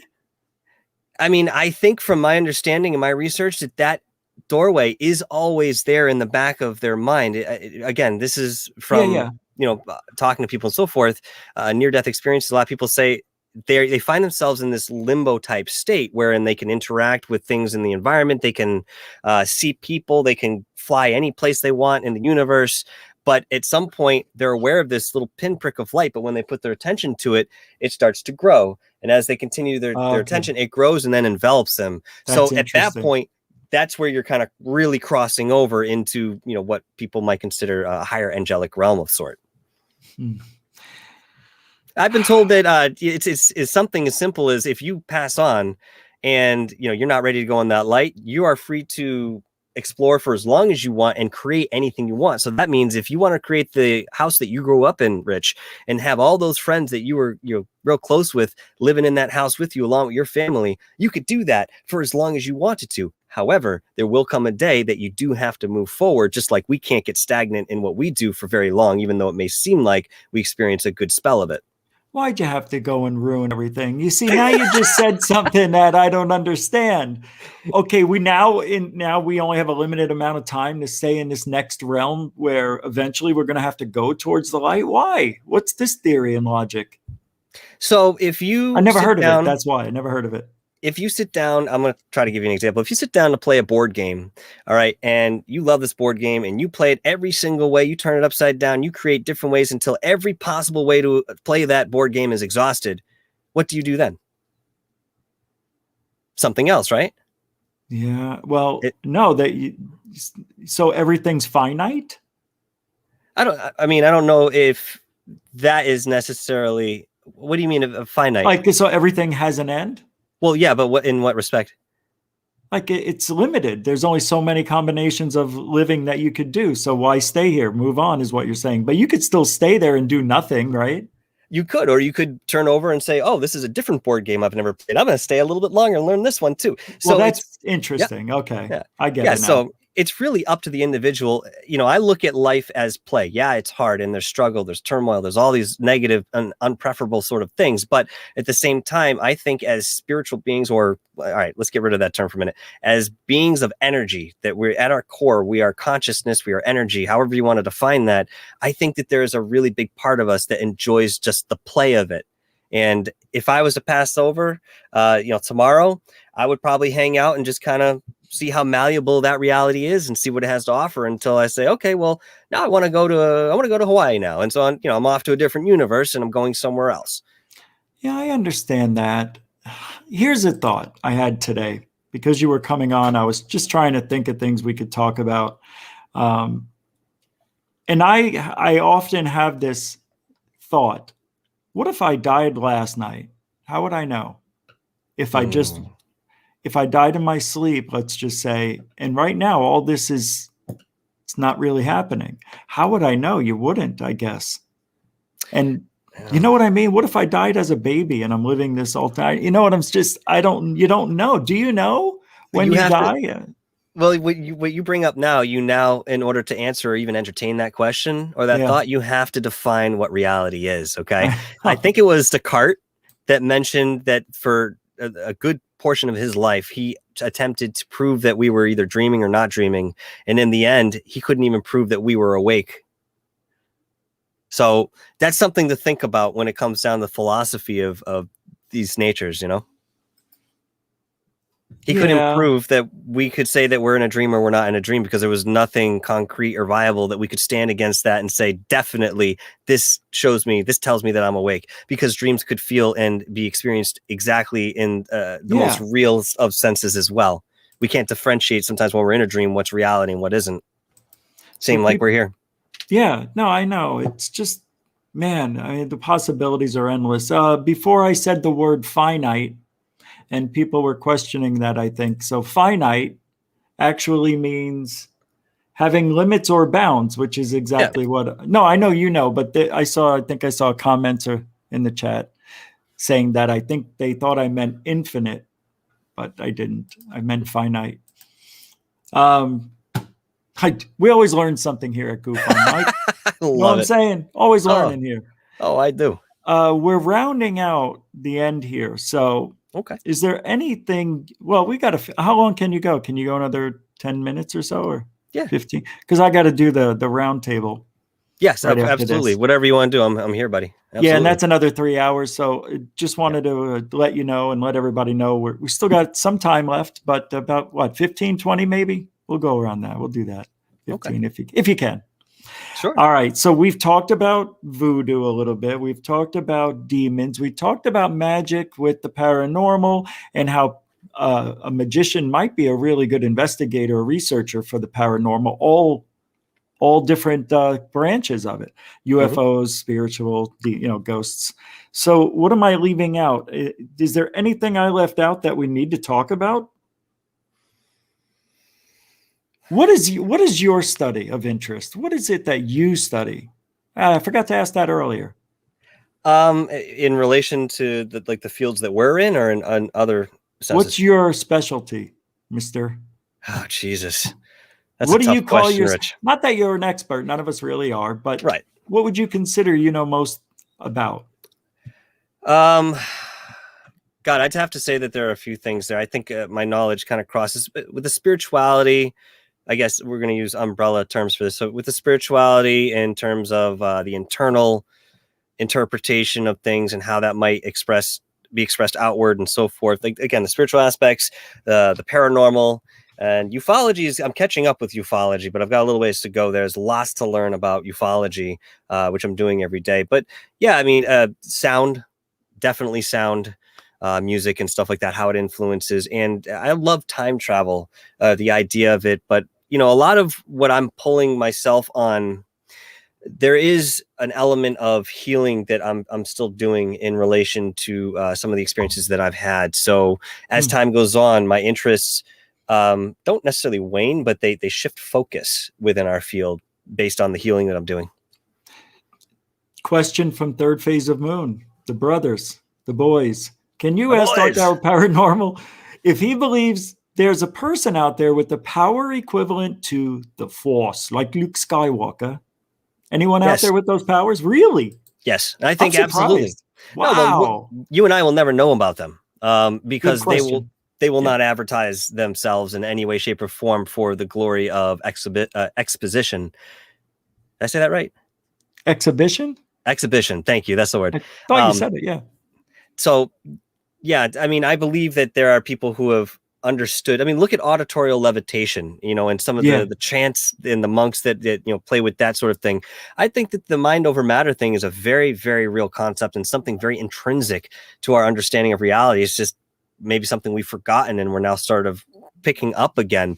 Yes, to answer your question, Third Phase of Moon, I believe that there are people who can do that, but they will never display it in any sort of gratuitous sense because it wouldn't be conductive to our own development or perhaps what they're even doing here as that particular entity here and now. But couldn't we harness their DNA and make more of them and make sure that we protect our planet? Just a whole space force of Dalai Lamas, you know what I mean, or whatever. Just a thought. I mean, that's you wouldn't thought, expect Rich. it. Yeah, I mean, no, you wouldn't. A good chess move. It's a good move. That's a great question. Did the Earth get an astral ring? No, it's just a lot of guys joined at the hip. That's weird. Okay, I don't want to go there. What did I miss? Oh, there's a question. No, Hold I was on, just making a joke. Sorry, go ahead. Oh no, sorry. Don't know what happened to me. This show just got strange. I just got a little weirded out right there. I'm a little uncomfortable. Are you? You want me to rub your shoulders? No. Valerian the Mac with a $2 super chat. Rich and Dark Hour Paranormal, Michael Roser tonight. Was really fun. We're still moving. We're not done. We're still talking, but thanks for the $2 super chat and the questions and everything else. Yeah. Mucho generoso. So, man alive. This was funny. If anybody missed the first part of the show, don't watch it. No, it's good. It's all been good, but I can't thank you enough for sharing your beliefs on things and your curiosity on certain other things. And but we still got the magic question out there that I just want to know: is there real magic? That's why I wanted to talk to you. So you're telling me if there's a person out there with Luke Skywalker powers, why can't that be the real magician guy? Because there's no way in hell that somebody who has that sort of level of understanding of energy and manipulation, that they're here for a completely different purpose than, to work a 9 to 5. I mean, somebody who has that ability, you might consider a spiritual advisor of sort, or at least look at them that way. Like, I mean, okay, I'm just going to bring up a figure. Okay. Nothing in terms of who this person was, but by the way he presented himself, Sai Baba, Satya Sai Baba. Okay. All right. Every single day, this guy would wave his hand and boop, make candy appear out of nowhere. Now, even as a magician, I mean, I looked at that first formula, so I'm like, all right, he's easily pocketing. He's got a nice sleight of hand. That's pretty interesting. But as I watched him do this over and over and over and over again, and then understood that he was doing this every day, sometimes multiple times a day in front of hundreds of thousands of people, that would be difficult for any magician to pull off consecutively and never get caught. Never. How do you do that? Now, in way of what we're speaking here, we're saying, oh, well, we're not, somebody who has these powers wouldn't show it off in certain senses. My understanding, which to me doesn't really justify, but it's what's been put forth, is that he was doing this to show what's possible with divinity. I think it's a vulgar display of power in that respect. And I don't think that that's necessarily appropriate, but it puts ideas in people's heads. If I'm going to follow in the path of the spirit, or I'm going to get enlightened, I can just make things appear out of thin air. Well, yeah, maybe you can, but once you get to that point, you may not do that as often as you think you would, because you understand the implications and what happens in doing that and introducing that element into your life. Are there magic cults? Magic in the way of illusory? No, or magic like there's a guy that everybody looks up to and other people join the cult. A cult. I don't know. I don't know. Do you think there should be? No. No, I don't. But do magicians really, like you said, when you were friends with these other magicians, nobody would share their most intimate trick or whatever it is, right? They didn't want to share all their secrets, but I'm just wondering if there is that guy who's like Luke Skywalker, why can't they be that magician, like a dynamo type of person that we can't explain these things that he's doing? Well, but can again, you? Go on. I mean, I guess that's what's that old man's name? I forget him. The guy who white beard and everything. He debunked everybody. Oh, I saw it earlier in the show. The Amazing Randy. Yes. He always figured out, I think he figured out just about how every magic trick was being done, more or less, right? And psychics and stuff like that. Well, what I loved about him is that he went after the people, or invited the people who said, what I can do is real. It's real. I can move this page. And making money off of it. And making money. So that's the problem. You can't walk up and say what I'm doing is real when you're doing illusory magic. And again, I'd be hard pressed to find somebody who wanted that notoriety, who had the ability to really move things with their mind. They know the implications of doing that. They know the attention that's going to come to that. They know the consequences that will eventually snowball because they introduce this, and how that affects them personally, let alone the rest of the world. I love Randy. Yeah. Is he still around? I don't know. I don't know if I asked this or asked it differently earlier. Is there bad magic? And what I mean by that, not somebody who sucks at it. I'm talking like, I think we did talk about this, but were we specific about like what could be dangerous magic maybe? I think we In the did. way of illusory, illusory magic, I don't think Like, that. what about these guys who are shooting arrows and shit like that? That's all real, right? Or is that fake? No, those are real stunts. I mean, by and large, that's a real disciplined practice that somebody put through. It's like tightrope walking. You know what I mean? That's not magic either. They put lots of Right. practice into it. Any of those sort of really high wire acts or anything like that you could say, it's just thousands and thousands and thousands of hours of practice behind them. But again, same with magic. You can't. I mean, man, there's nothing that feels worse than you go and show a group of people a magic trick and you mess it up in front of them, and they all go, "Oh, okay, I know you did it." You know what? If it doesn't challenge your ego, which eventually it won't, because you just get used to it, something happens. There's another reaction. So I don't know. And until you're good enough where you can kind of, if you mess something up, you can just completely change the entire trick altogether. I would kind of think before you jump into it without that practice. But that being said, I'll bring up something very quickly because it does relate to what we're saying. Yeah. One thing that I really, really loved when it happened was, usually this is in a restaurant setting. So I'd approach a table and I pull out a pack of cards or coins or whatever. I start going through the magic. Let's say I had a guy pick a card. So he gets his card and shows it to everybody, and we go through the routine. Halfway through the routine, I realize I lost his fucking card. And they think I'm still right on it. And okay, so now I could either do one or two things. I could try to improvise, or I could panic. And, usually the latter doesn't really work out so well for you. So I would start to improvise, and I'd literally just start making stuff up as I was going along.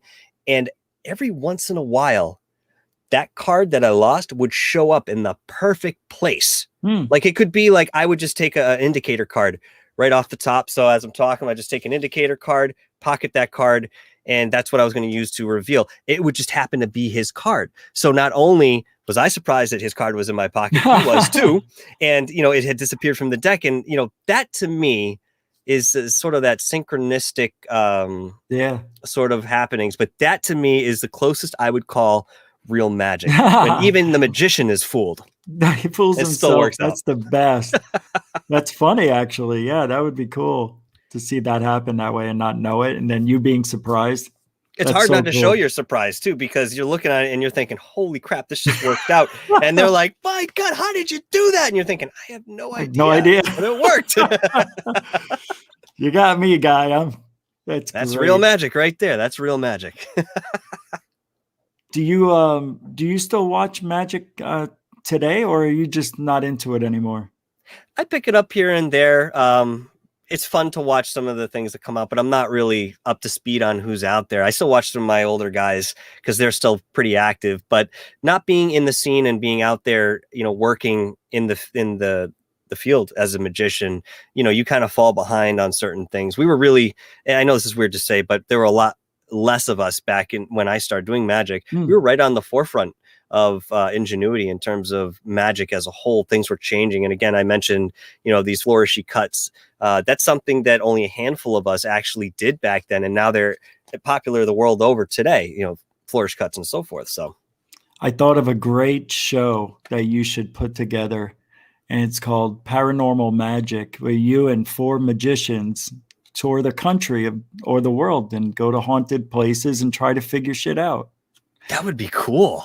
And then you have like once a month, you try to fool each other and see if you can figure out how the haunting was created or the EVP was captured, or see if you can duplicate actual evidence.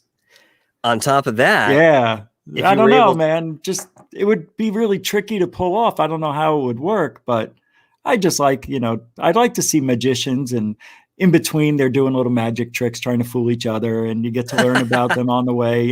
It could be interesting. I think people love magic. Everybody loves magic. I don't know how you can not love it unless you hate it, knowing that you're being fooled. Your ego won't let you have fun. I know every magic's not real. That's exactly what it is. Hand. Yep. That's exactly what it is. They can't tell you how it's done. They're just like, oh, it was done by sleight of hand. But how? But you're missing the whole thing. You're missing the whole thing. It never gets old to me. My favorite was when go ahead. No, you. I was going to say very quickly, my favorite was when I'd walk up to a table of two, usually a middle-aged man and his wife or girlfriend at the time, and I'd say, hey, I'm going to show you some magic. And the guy would kind of look at me like, and the girl would be like, yes, I'd love to see some magic. So you know what? The guy's going to sit there and watch this, magic because it's making his girl happy. So we would just go through it. I'd do the magic trick. She'd, oh, thank you so much. And the guy would be, tapping me on the leg because, again, he's, sitting down. I'd look over and he'd be like, get the fuck out of here and give me a $20 bill. I'm like, okay, thanks, dude. Not trying to steal his date. Yeah, that's what he thinks. Yep. Yeah. You can't be a good looking magician and make men happy. Men hate good looking magicians back then, It's true. Men do not like good looking magicians. No, it's so silly. But if you look at the ones that are popular, used to be like that square jawed, Mr. Handsome guy next door type of look, right? Oh yeah, David Copperfield. I'm just gonna say it. Yep, freaking David Copperfield. He's still going strong in Vegas. Oh yeah. I have a good friend of mine knows him pretty well, which I found very surprising. I only learned later on in our friendship there. But yeah, he hangs out with David Copperfield, and his agent is how he knows him. But yeah, he's out there still doing his thing. But that being said, that's pretty rare. I would never expect to even meet the guy because he's incredibly unapproachable if you can find him at all. He's inaccessible. You really can't find this guy. Including yourself. This is one of the last questions for tonight. Actually, it is the last one. Including yourself, what type of paranormal team of experts, let's just call them that, or researchers, would you put together to go ghost hunting? Well, I would try to cover all the angles, simply said. So yeah, magician would be great. Someone who was versed in biological sciences, definitely somebody who had why biological sciences? Because there may be things in the environment or within the property that I'm not aware of that have some sort of organic source that, like rodents. It could be anything in the soil. There might be something, for example, what is so we need a pest control company. Oh, yeah. Well, there's other things that go True. into, like phosphorescence. Well, why is the whole lawn, lighting up green? It's glowing. It's paranormal. Certain things like that. Interesting. Okay. Certain people to cover those different aspects. I'd like a lot of science guys on there. Okay. Definitely an audio guy, an audio engineer like myself. Just somebody to analyze, different things like that. And then probably at the very end, I would throw a dog and perhaps a clairvoyant in there. Get a baby, just put the baby in the front and just let it sit there by itself. If it starts crying, floating, or spitting out green stuff, well, that's what the dog's for. I mean, they can sense something. Or a cat. Babies are more. Babies are cool. Nobody's doing babies. I think they did animals, but it was actually after I had the idea. I just never followed up on it, and of course, it didn't come from me. But that's something I thought about. So I don't know what kind of results people have had bringing animals on ghost investigations, but it was definitely an idea for the right way, I think, or for the right reason, I should say. Doggy Paranormal. I like the title already. Doggy Paranormal. Michael, thank you for hanging out with Goof On tonight. It was super entertaining. This was absolutely fantastic. So where can everybody find you on YouTube and anywhere else? Well, thank you very much, Rich. It's always a pleasure. I got to have you back on my show pretty soon here. I was thinking about that recently because it's been some time between now and when you and Frapsap came on and lost the airwaves that way. You and I see each other on the other, third phase. We're always together one way or another. But that being said, you guys can find me on Dark Hour Paranormal. That's Dark Hour space Paranormal. If you type it in another way, you'll get a different result. So Dark Hour Paranormal. You can also catch me on Third Phase of Moon Sister Channel, where we analyze these past sightings and really bring a different perspective from each member of the panel, whoever's involved. Very fantastic, awesome time. Just a fantastic time over there, that channel. Like, I have no other way to describe. I want to say party, but that usually insinuates something gets out of control, and that's not what happens. We just have a great time. And occasionally you'll find me on Third Phase of Moon with some of the incredible late-breaking reports that they come in and the evidence as it's submitted. First and foremost, man, we're breaking it out there, and we're bringing the best to everybody. Yeah. And you can find me here once in a while on Goof On with my good friend Richie G. Guys, make sure you hit that like, subscribe, and share. so that we can keep going here and building as we do. Thank you very much, Rich, for having me on tonight. I really appreciate it, brother. Well said. Great show. It was extremely fun. I can't thank you enough. I think I learned a lot. It's been a while since I learned a lot from somebody. So thank you for that. I appreciate it. And I'm sure everybody here does too. So thank you for your time. Yeah. My pleasure, man. If anybody ever tells you that your head is bigger than mine, just have them watch this clip here. My head's a lot bigger than yours. Just it's a little takes bit, up the whole screen. Yeah. Thanks, Rich. I appreciate it, man. Fantastic time, bro. As always. Thank you so much. Hang tight, Michael. And that's it, everybody. Thank you for hanging out on Goof On. I want to say thank you to the super chatters and moderators, super generoso as always with your time and your support. And also the veterans and the newcomers alike hanging out here on Goof On tonight with me and Michael Roser of Dark Hour Paranormal. It was magically delicious. And don't forget, we'll be back tomorrow night, 10 Eastern, 7 Pacific. It will be Saturday. So we're going to have a Anything Goes show. And right after this, in 15 minutes, I'll be on 20 minutes. I'll be on Spaced Out Radio's Roundtable. I'm Rich Giordano for Goof On. If you ain't looking up, you ain't looking out for ufology. All right. Good night, everybody. Have a good weekend if I don't see you, but I better see you. Good night.